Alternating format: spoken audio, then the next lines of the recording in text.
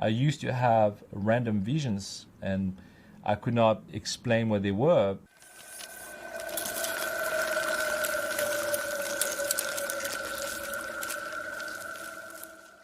My mother taught me meditation since I was 12 years old.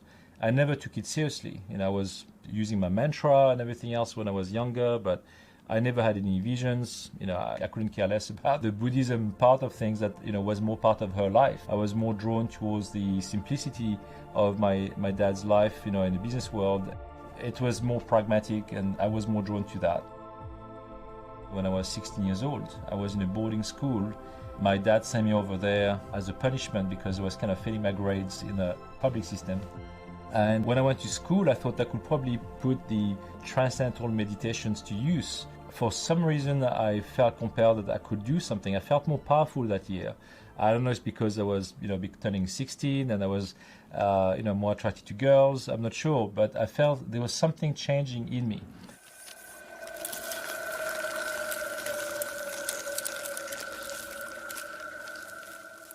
I remember having pounding headaches and nosebleeds that year and powerful visions of people in my class. One example was this girl who was in my Spanish class. All of a sudden during the class, I saw her on a scooter leaving the school and she was hit by a car on the right-hand side and she died. And that shocked me and I didn't know what to do with this. So during the break, I decided to write down a note explaining the accident. I was quite goofy about this. I didn't know how to deal with this. So I wanted to let her know what could happen. And so I put that in a pen case. And then when she read it, during the break, she shouted, who did this, And, sheepishly I said, it's me. And so she just shouted at me and, the whole event kind of blew away and then that was quickly forgotten. And then a year later, the accident that I described happened. She was hit by a car, exactly in the same location I described, but the man who hit her was the Spanish teacher that was in the class I was having the vision in.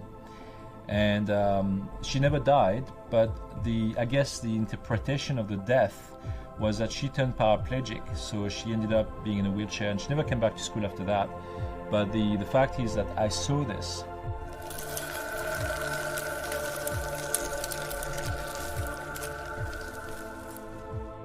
I also was able to use meditations to come out of my body and see objects from a distance. And in that case, I was in a boarding school going to the girls' dorm and was able to hover over the night table of that girl that I fancied to impress her. And I described 3 objects that were on the night table that she placed purposely the same day because that was the game that we were playing. I was asking her to place 1 object that day and she placed 3. And when I came back the next day and I told her what I saw, she freaked out and she turned all white, pale, and I basically lost the opportunity of being a boyfriend that day. It carried on for many years after that, to the point where when I first met my wife at 20, she basically said to me, I don't want you to have those visions. And I don't want you to share them with me because you might see me dead or, splitting up or anything like that. And I respected that. And for 10 years, I decided to shut it down. I almost imagine some grid falling all around me like a cage to protect me from anything that would come. And that worked for 10 years until those visions came back in full form.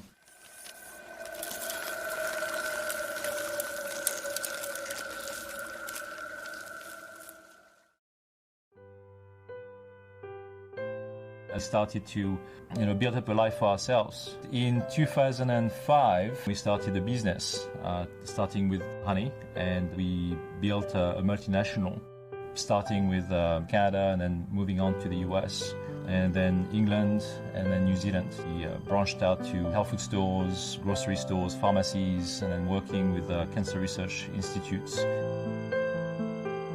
I was not really thinking of the consciousness movement, or my life was just working. My dad was a businessman and therefore I was very comfortable in that world. Nothing else mattered to me. We became the leading brand of that type of honey in North America very quickly. In 2009, my wife and I decided to go on holiday to Peru, and when we got back from that holiday, I remember basically having very vivid visions that really bothered me. I was waking up at 2 o'clock in the morning and writing them down because it was so strong and so vivid. And at that time, my wife just got pregnant. I not only saw my child at the age of 20 years old, not knowing the sex of the baby at the time. I saw, her face. I saw her walking in the corridor, and she was taller than my wife, and she had a dimple on the chin, which is, strange because I don't have a dimple and my wife doesn't have a dimple. And so I described our daughter to my wife, and she just, was very pleased with that because it kind of comforted her in her first pregnancy. That was something that was actually positive.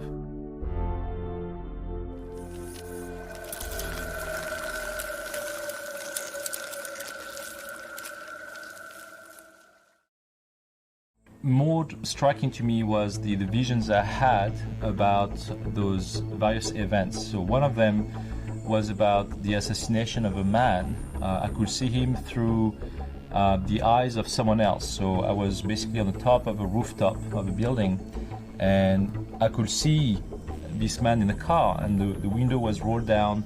The car was in motion, and it was a black car, and the man had a mustache, and I didn't recognize him from anywhere, but at the same time, while seeing him, I was having downloads of information, so impressions of who he was, and the words were Prime Minister assassinated. These were the two main words that came to me, and I also knew that the man was dead already.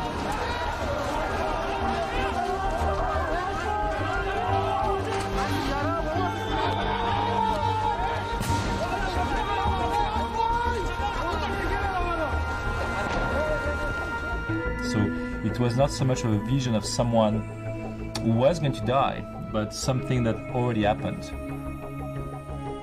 The next day when I woke up, I was looking on Google Images and Prime Minister assassinated with the keywords, and the face of that man showed up. I could see him there. It was exactly him.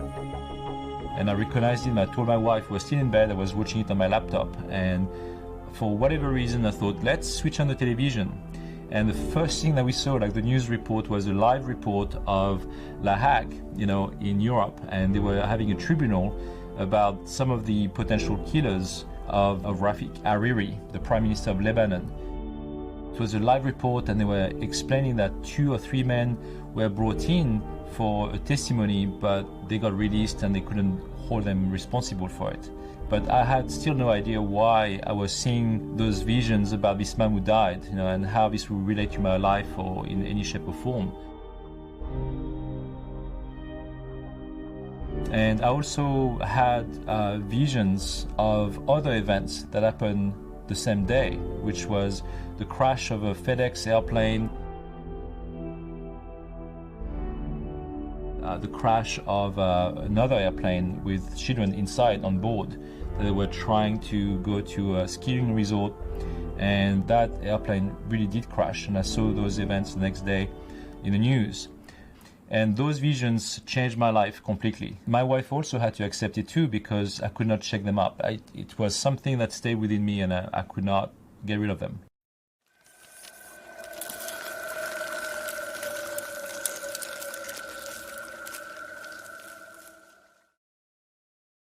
When you think about, again, the remote viewing program that was created by the Stanford Research Institute, and the CIA got involved and created the Stargate program.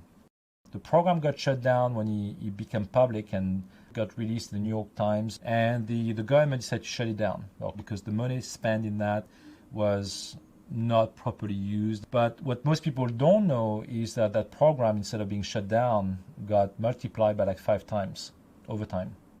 Nowadays, there are so many different factions and groups of remote viewers around the world that are all linked to that original program, the Stargate program. It's still very much active.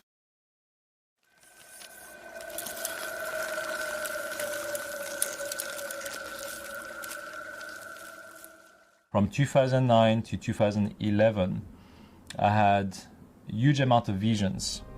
And those visions were becoming more and more intense in terms of cataclysmic, like seismic activity, tsunamis, earthquakes, fires, you name it.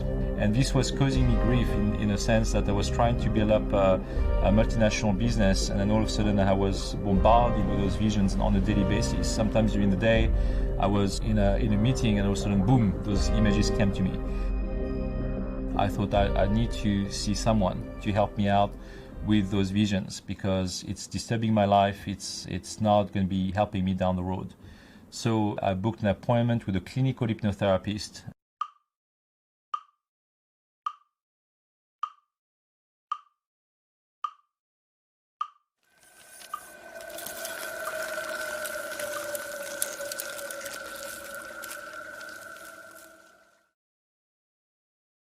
One day I had a dream about this boy, and he had big eyes. He had high cheekbones, bright smile, and he looked like in his 20s, almost like a surfer dude from California, but not looking so human. Like his eyes were like 3 times the size of a human eye. The face of that boy stayed with me for the whole day. I was looking through the window, and here he was. It was so weird. And so I came back home, and I decided to, after supper, I decided to sit down on my sofa. And that's when I closed my eyes for a few seconds, and I could feel this whirlwind around me. And it was a weird kind of energy wind around me, and then all of a sudden, the boy was standing up right in front of me. And he had a blue glow around him, still smiling. He was excited to see me, but I was completely petrified. To the extent that physically I was not able to move. My hands were glued to the sofa. My eyes, as soon as I opened them, I could not move them after that, and I could not speak. He spoke to me telepathically and said, "My name is 𝐽𝑜. I'm from the Galactic Alliance." And that was very strange, because I never cared about ETs before, about UFOs. When he talked to me about the Galactic Alliance, I said to myself, I have no idea what that means. I had many questions, and for whatever reason, it may have sound selfish, but I was asking him about the visions I was having, because I booked this appointment with a clinical hypnotherapist. So while waiting for this appointment, he showed up in my life.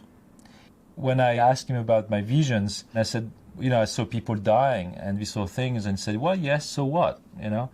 It's things happen, but our souls live forever, and therefore the illusion of this world is part of your reality. And he was so cold in a way that he was so pragmatic about things that to me it felt that he was not living on the same reality as ours, for sure. When he vanished, basically it was like a blue haze. It was very shocking to me that I had this encounter, and I thought, my God, I've lost it, And so I was walking back towards the kitchen, and I just remember grabbing my cup of tea, not even thinking or looking at it. And I was still thinking about what just happened, and I was like putting it towards my lips, and I said, wow, that's freezing cold. And I put it down, and then right away I looked at the stove, and the time showed that I had over 2 hours of missing time. And the time that when I was talking to this being was maybe like 15 minutes at the most. And that was on the 11th of November, 2011, so 11/11/11. And I never paid attention to the synchronicities of the dates and at that time.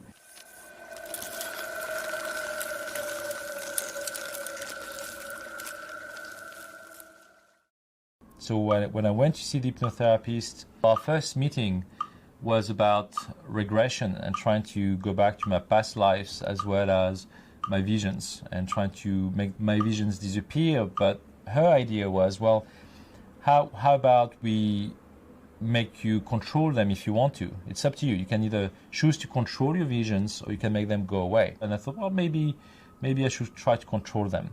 So she taught me how to do self-hypnosis, and with a tape for like 70 minutes, I was listening to it, and I could see more things, like control and have visions on demand. She was also trying to explore the facets of my past lives, and if maybe those visions had anything to do with that. I could see my life as an Egyptian, and I was in the sand. I was outside, and right next to me, on my right, were human-like beings that were at least 14 feet tall. They had animal heads or birds' heads. And I could see the people in front of me, and they were just looking at those beings, being frightened by them. And I was next to them, believing that I was their creator, a geneticist. At one point, I could see this triangular spacecraft that showed up above the pyramid. And so right away, I got the impression that those creatures next to me came from ET technology, or at least I was helped to create them from the ET technology.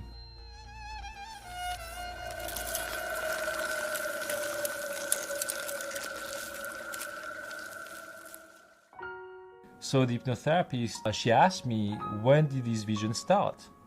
And then I told her that when I was younger, I used to have random visions. So the hypnotherapist wanted to go back to that time when I was 16.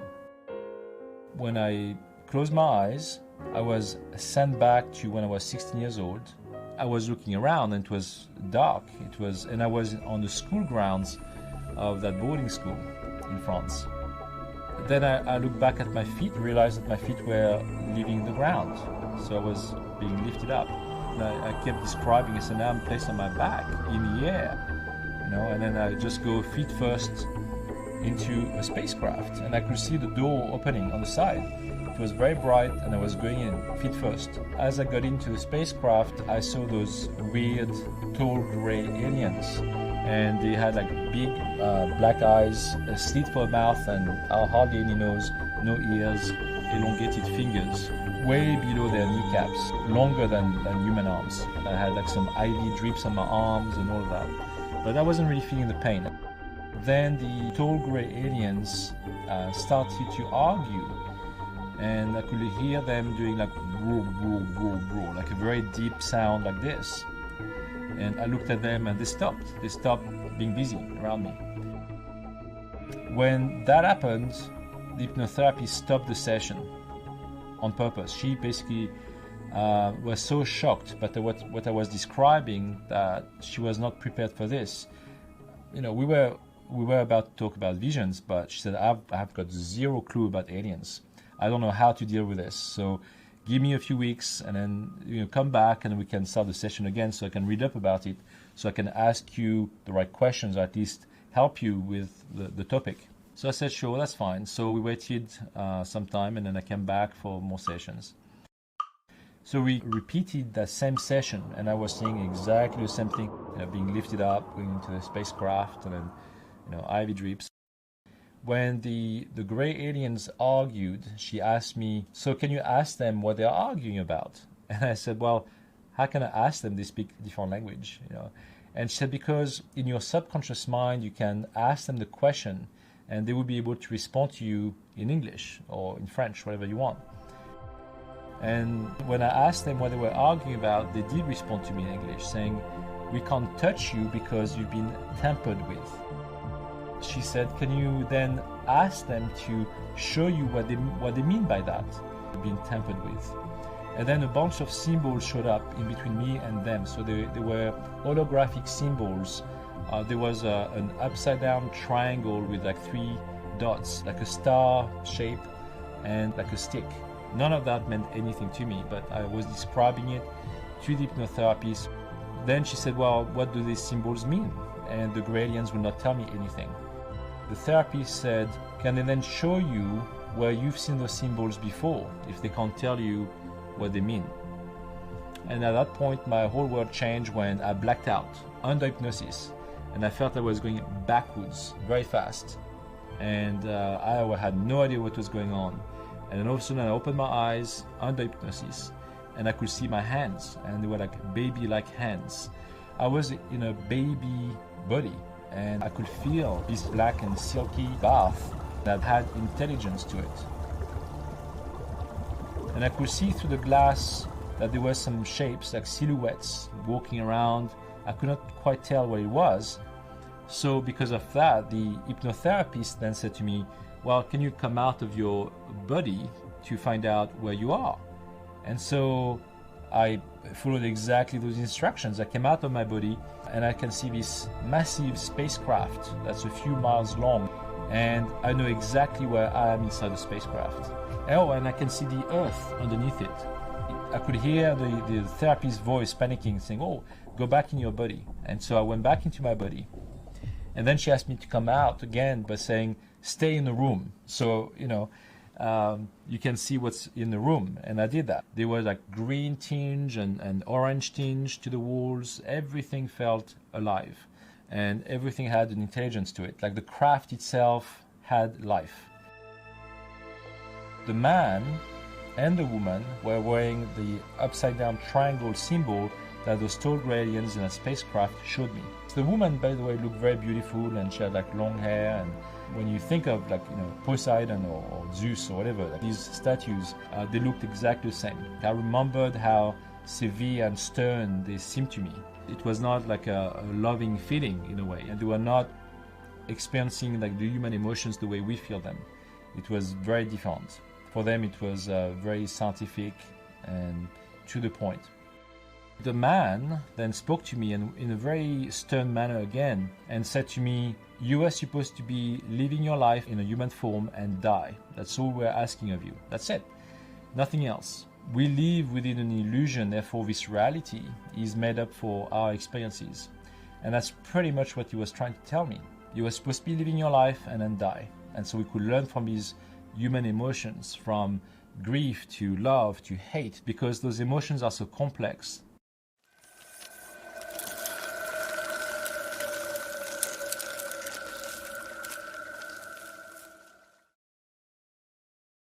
Over the years, I have learned that those beings were Annunaki.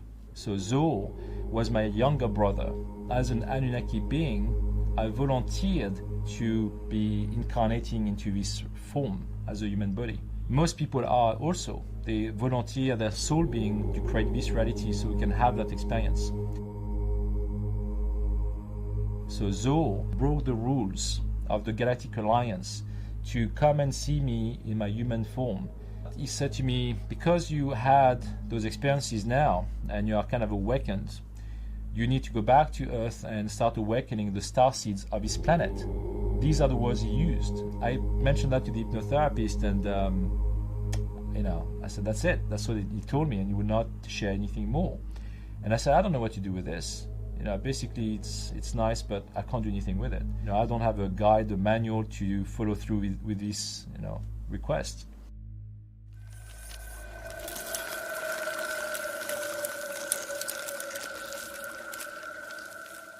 When my mother got pregnant, there was a lot of mystery around my birth. She got pregnant and then she had an hemorrhage, went to the hospital to check if the baby was all right. And that's when they told her that she was carrying twins and that one of the baby was older than the other, that maybe like 3 to 4 weeks apart. Especially like in southwest of France, in a small town, it's never been seen before. It was kind of an anomaly. They told her though, they said, it's most likely that the first fetus will die because it's not growing, it's not developing. And which is exactly what happened. She had a miscarriage and she ended up just carrying me to term at 9 months. And when I was born, the first layer of my skin fell apart and I was screaming in pain apparently for 6 months, and it was not growing back by itself. So my family resorted to the services of different doctors and tried to give me like all sorts of bath solutions, but nothing was working. When I was 6 months old, my skin came back and no one knew why and how, and it just happened. I feel that when I was on that spaceship, it was so vivid, so real, that I just put the 2 and 2 together. When I was on the spaceship, I was 6 months old when I saw myself as a baby.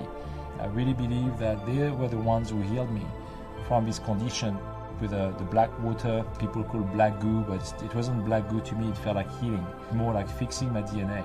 To me, it just felt real, and it just gave me the answers for something that was a big anomaly and missing link for my own family back in France.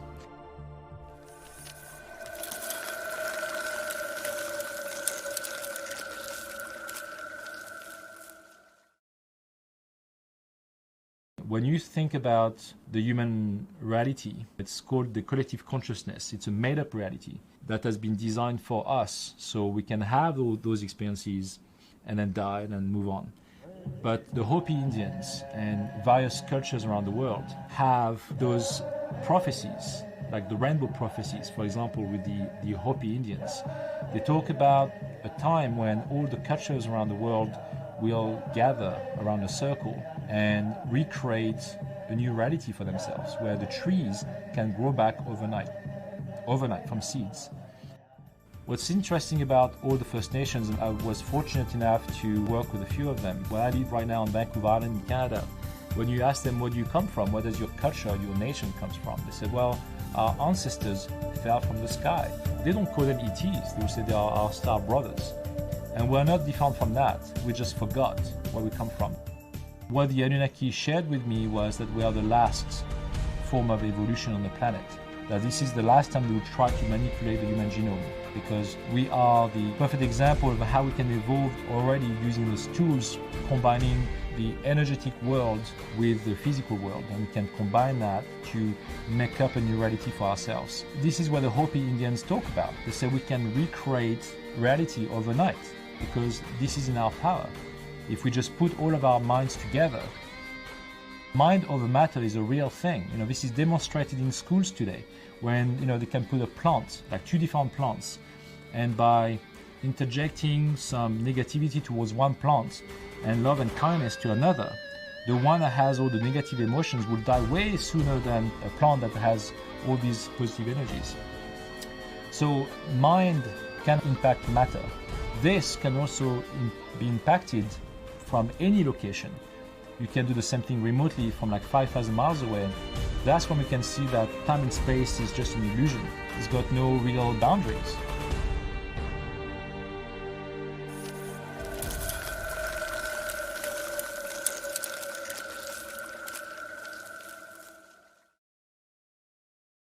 Over the years, the more and more people I've been involved with have been confirming what I've been going through, what I've lived through.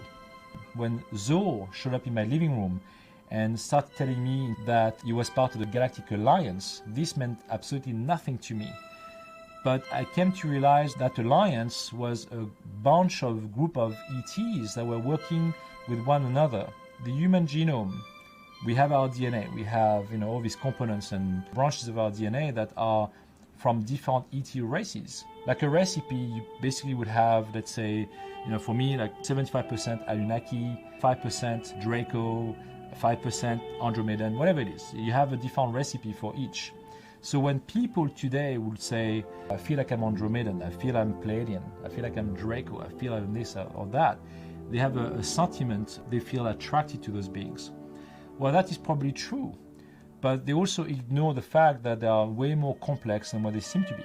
All of these beings are working with one another.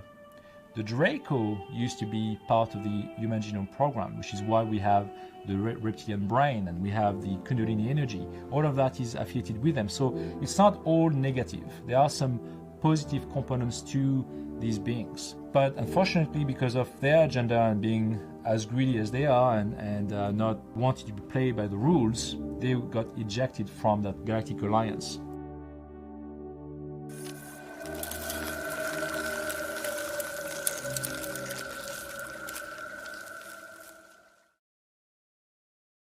The duality in terms of negative and positive is very real.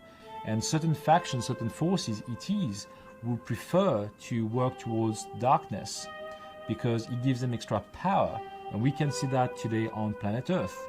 Those influences exist as much as the positive influences. So we have access to both ET groups on the planets who are currently controlling us. They are the Illuminati groups and the secret societies are working with the Draco reptilians. And I know that from people who are within those groups. The secret space program faces that daily. And again, this explains why there are so many powerful factions between the CIA, the SSP, and the cabal groups that basically are fighting one another on a regular basis. I have worked with people who told me that they went on missions through the SSP and they have met the Draco. They have seen humans in cages and children that some were used to be fed to the Draco as a delicacy, some for slaves.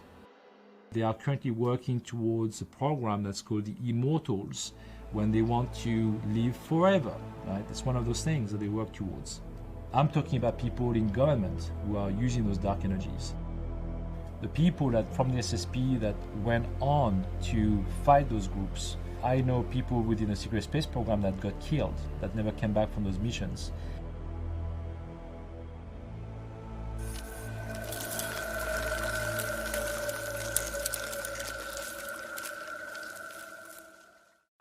The way I can do remote viewing, seeing events in other locations, doing remote influencing people from a distance.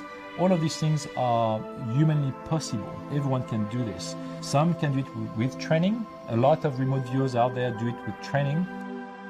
I do have limits like anybody else, but I do remember where I come from. I've gone back to the source of origin of life. I've traveled through the cosmos. I've traveled through the multiverse. It doesn't make me a better man. It doesn't make me feel like I'm a guru. I'm just still a human being with an experience. I believe that my role, in my small little role in doing this and achieving this, is by following the agenda of disclosure. People to realize that they are way more powerful than they are, to regain control of their lives, of their soul origin, remembering who they are as sovereign beings, because we're not just puppets of the government and society. We are enlightened beings already. We just have to remember who we are.